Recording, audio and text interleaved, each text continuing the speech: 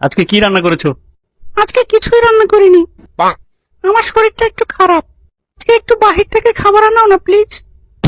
আরে তোমার সব সময় একই কাহিনী, যখনই জিজ্ঞেস করি তখনই তোমার শরীর খারাপ। কিছু রান্না করনি তো আর কি আর করা, বাইরে থেকেই নিয়ে আসতে হবে।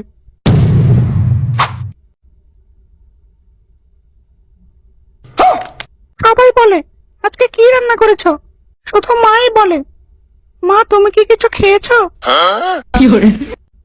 সরি, তুমি মুখ খুলে রাখছো কেন?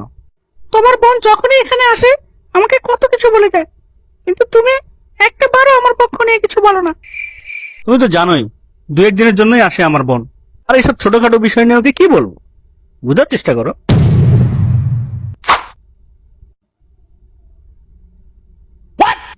মা বাপের ভালো শিক্ষা পেয়েছি, এই জন্য চুপ আছে, না হয় মুখ আমারও আছে।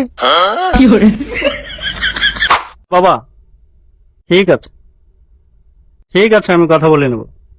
ঠিক আছে। কি হয়েছে, বাবা কি বললো?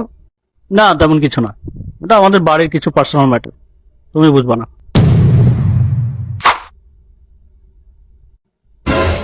মানুষের কথা আর কি বলবো, তখন নিজের লোকই মানুষের মতো আচরণ করে।